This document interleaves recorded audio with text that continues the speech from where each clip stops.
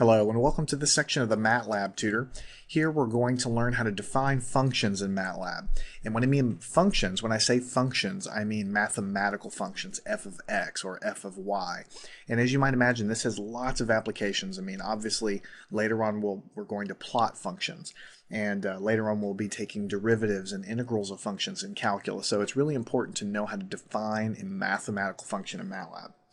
So basically what you need to do is you need to get comfortable with this command called inline. And the way you would do it is if you're calling your function f, you would set f equal to, and what you need to do is type the word inline. That makes like an inline expression here.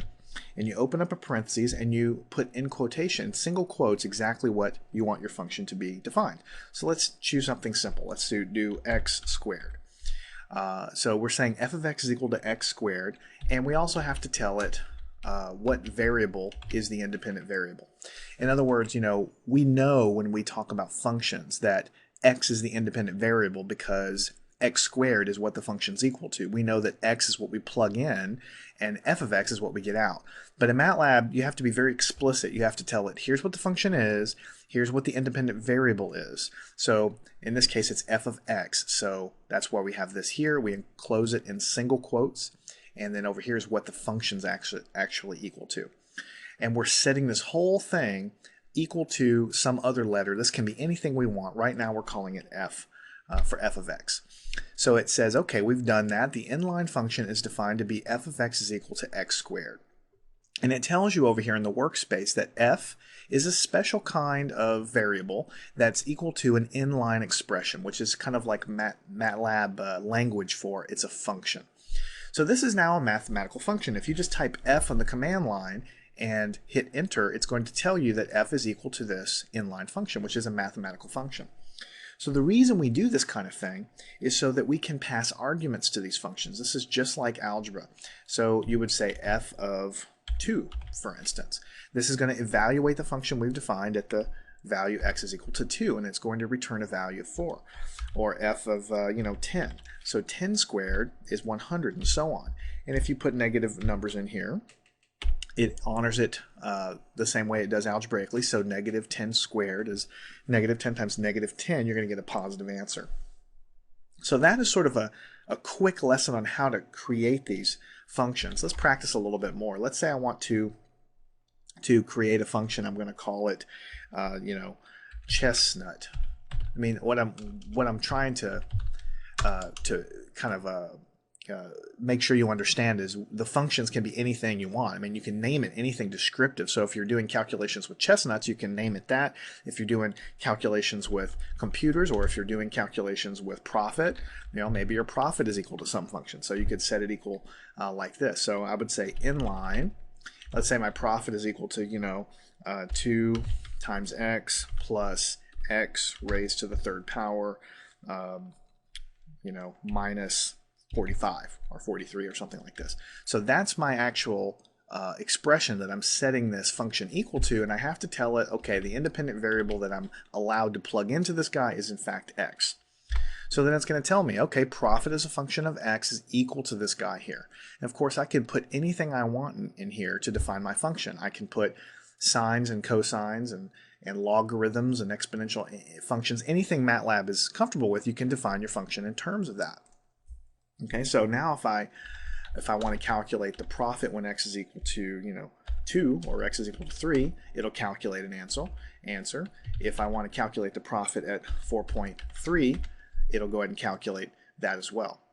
So take a few minutes to understand how to define functions in MATLAB, because like I say, you're going to use them a lot when you're doing normal calculations. I mean, maybe you have something that you're calculating over and over again inside of a program or inside of a do loop or something, and you would want to define that and use it over and over again. This is one way to do that. And also later on, we do calculus. We'll be taking the derivative and the integral of functions like this, so we'll need to know how to define them. Now let me clear the screen and just show you that you can actually, this is less likely to come up, but you can define functions of more than one variable in MATLAB with really the same syntax. So let's say I have something like area. I'm calculating the area of something. Just to give you like a really simple example. Area, let's call it area is equal to length times height, right? Or length times width, right? So in this case, you would say inline, and you would say L times W, right? And in this case, L and W are the independent variables. So you would say L is an independent variable, comma, and then W is an independent variable. And when you use the syntax, what it's telling you is that the function area is a function of length and width, and the value of the function is equal to length times width. That's what that's equal to right there. And when you hit the enter key, then it repeats it back to you that the first argument that you put in the parentheses is the length, and the second argument you put in the parentheses is the width, and the function is going to calculate length times width, which is, an area calculation. So if I wanted to calculate the area when the length is 1 and the width is 1, then of course I get a value of 1, and I can have 104 and the width can be 19, and MATLAB will calculate that as well. So you can have these sort of things, I can say JSON is equal to inline. You can have lots of crazy expressions here. You can have sine of x, let's say, plus e to the power of y, where my independent variables are x and y, right? So this is a two-dimensional function, or a function of two variables, x and y, and it's sine of x plus e to the power of y, and I'm setting that function, the name of that function is the JSON function. So JSON is a function of x and y, and here's what the function is equal to. So JSON at 3, 4, it can calculate the answer. So there's really no point in continue to present more and more examples here, because really it's all generic. I mean, you can create any function you want in MATLAB, and you can define it this way, and then you can use it to quickly calculate the value of this without typing it in over and over again. You just define the function and go from there. And later on, again, when we do calculus and when we do more advanced algebra, we'll be using these definitions of functions in our calculations, like with integration and differentiation. So definitely remember how to do this when we get to the later sections in the calculus area.